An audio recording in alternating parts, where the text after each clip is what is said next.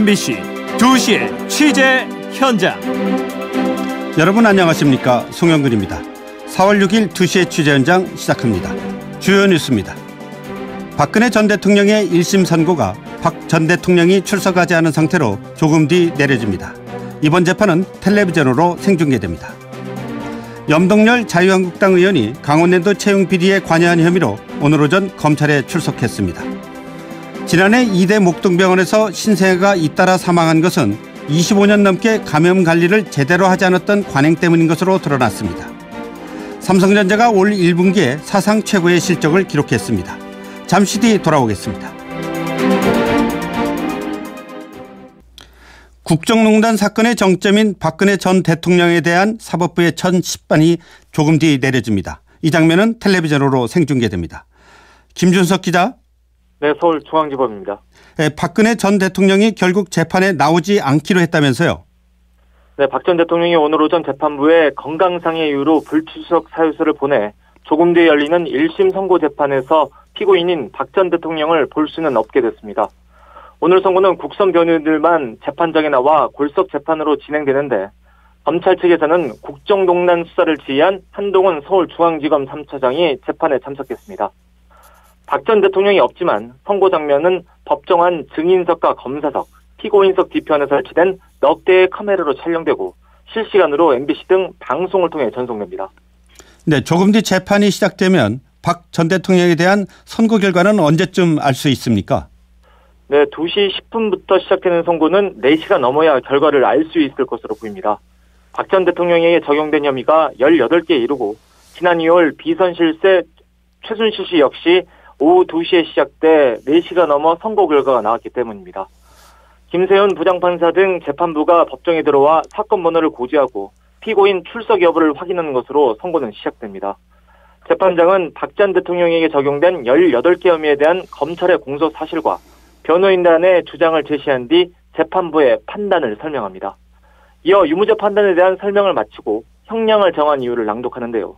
마지막으로 재판장이 주문, 피고인 박근혜를 어떻게 처한다는 선고 결과를 밝히면 재판은 끝나게 됩니다. 네, 박 전 대통령에 대한 형량 어떻게 예상됩니까? 네, 박 전 대통령 1심 선고를 맡은 재판부는 지난 2월 비선 실세 최순실 씨에게 징역 20년을 선고한 형사합의 22부입니다. 당시 재판부는 박 전 대통령과 최 씨가 공범 관계인 13가지 혐의 가운데 10가지에 대해 유죄를 선고했습니다.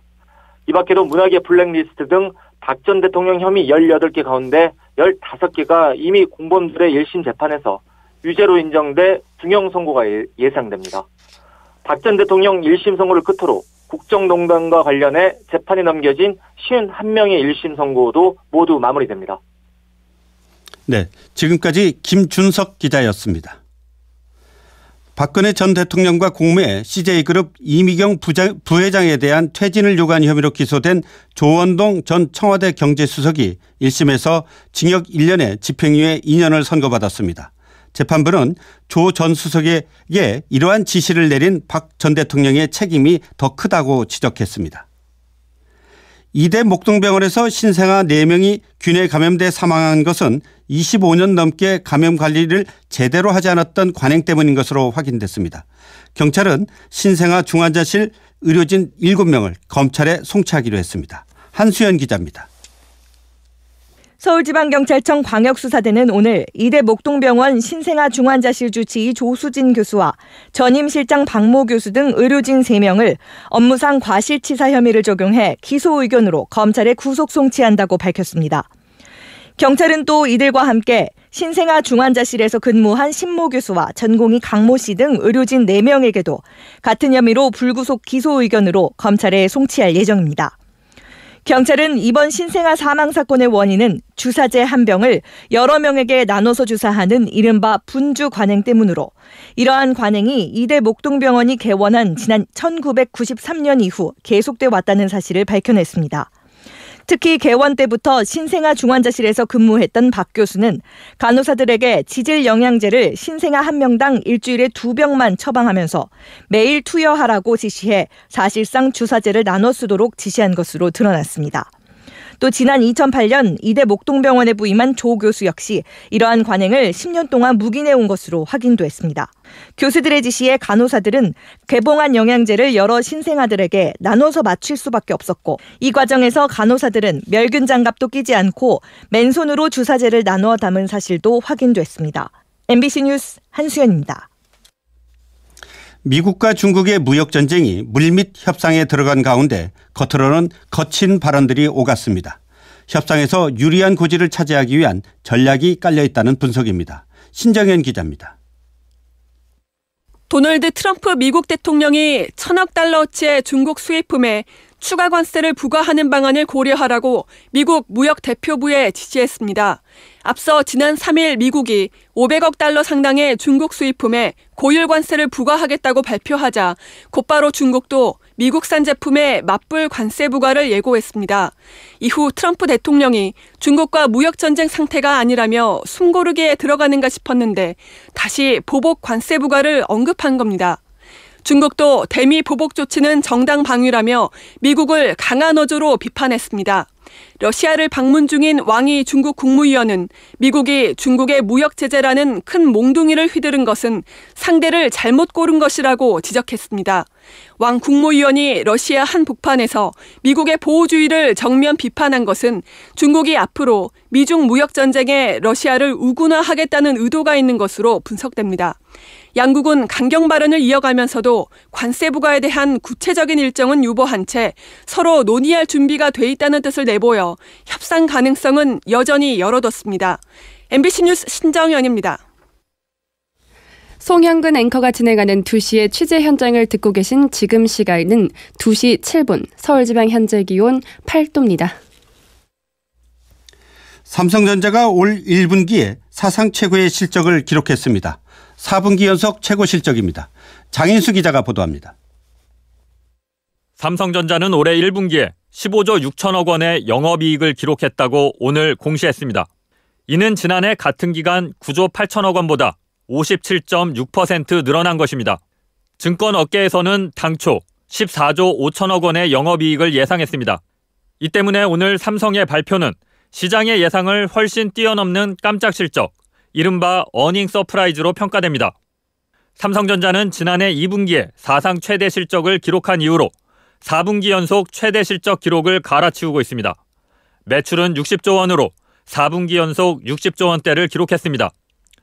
삼성전자의 이 같은 실적은 반도체 시장의 호황과 스마트폰의 선전 때문인 것으로 분석됩니다.